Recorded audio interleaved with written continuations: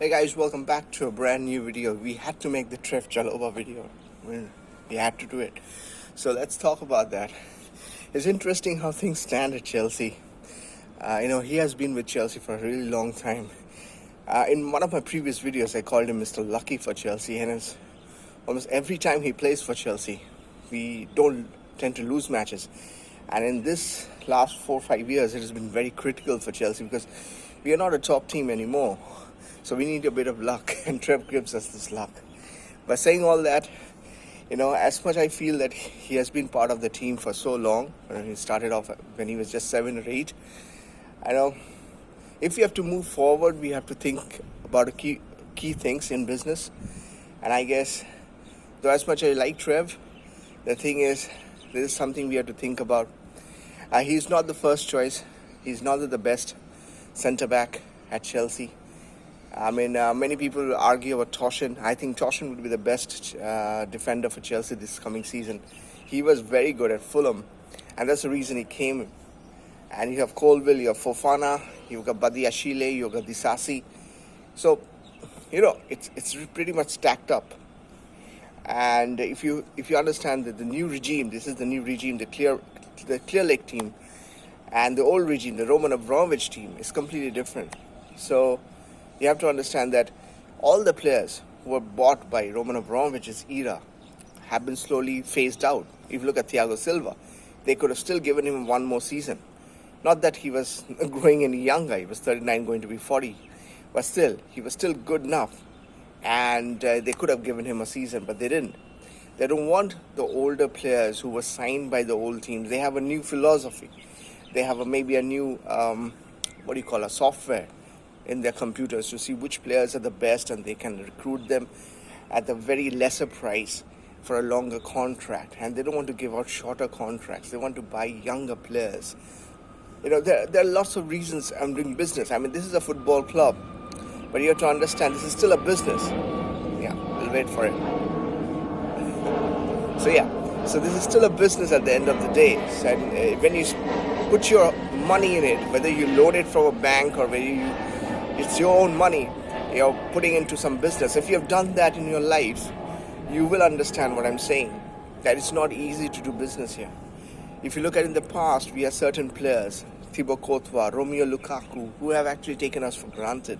Romeo Lukaku, classic case, right? We bought them for such a high price. Within 1.5 seasons, he had a big beef with Tuchel, and what happened after that? He didn't want to play for Chelsea. Obviously, we gave him a lot of stake. Obviously, we will. Why wouldn't we? And what happened to that? Now in a scenario that he doesn't want to play for Chelsea, if Chelsea pays part of his salary, he's playing in some Italian club. He doesn't even, at times, doesn't want to go to Saudi. The same goes with Kepa Arrizabalaga. He doesn't want to go to a Saudi club. He wants to just waiting for Real Madrid to give him a call, which might not come. So, if you're the owner of a Chelsea football club, if you're running the business, you will see, I don't want to get into this kind of scenarios where the player is going to put me in some kind of a ransom. And that's the reason why, young players have been recruited at Chelsea, longer contracts. If it works out, it works out. If it doesn't work out, then we just sell it off.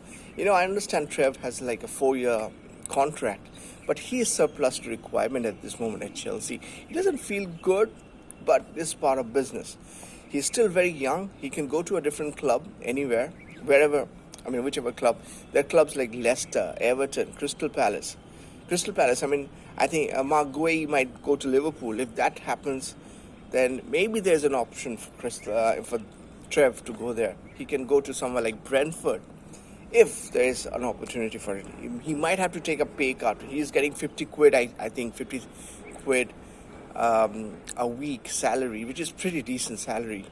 And he might not get that, but a couple of seasons. If you look at Nathan Ake, he went to some small club and then Manchester City came calling for him.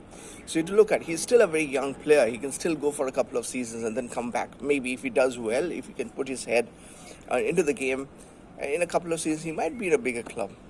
So he needs to look at the brighter side. I'm pretty sure he is looking at the brighter side of things. It's only thus we, especially in social media, we are talking about all this. So yeah, it feels bad, but at the same time, I understand how business is run. And it's not going to be easy because you have to be a performer. For the last 50, 60 years in professional football, players have taken clubs for a ride. And not just for Chelsea, for many other clubs, this has happened. And this ownership is trying their best to see that there is a win-win situation for both the players and for the club. And we fans should be happy that we have a team which is trying to get something done. We are not going out there and splitting money and go ahead and throw the money out. And if it doesn't work out, then throw money out. Doesn't work out with financial fair play. You cannot go ahead and do all those things anymore these days. So to be a little more responsible with it. And that's the reason I think with Trevor Chalobah thing, I know it pains a bit that he has been part of this with Cobham for so long. But you have to understand, he's not Levi Colwill. If this was happening to Levi Colwill, you can tell me, or you can tell the players, like, this is not done. It's not happening to Reece James. As long as Reece James can keep his fitness, I don't think Chelsea is going to sell him. It's only when he doesn't keep his fitness and again he gets injured, then Chelsea might have seen what we are going to do with this. So we have to understand all these things that players have taken us for a ride in the past. We have to understand the business point of view.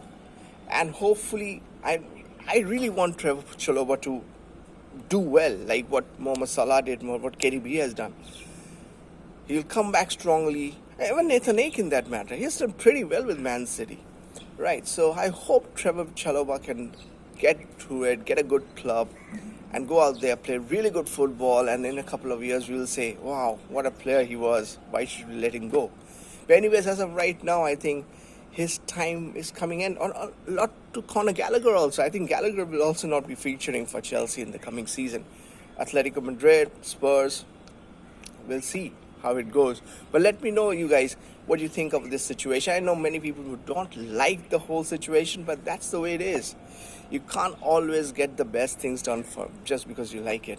Let me know in the comment section what you guys think of the situation for Trev. See you guys in a different video. Bye-bye.